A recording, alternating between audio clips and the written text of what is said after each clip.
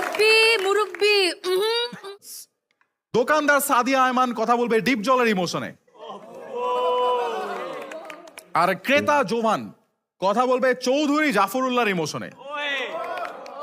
ডিমের দাম এত বেশি কেন?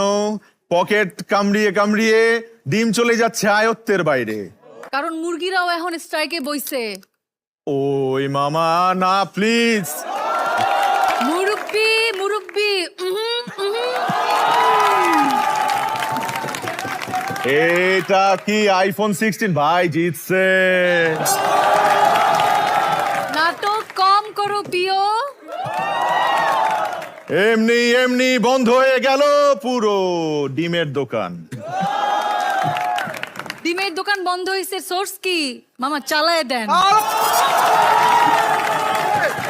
Round of applause for both of them, I mean.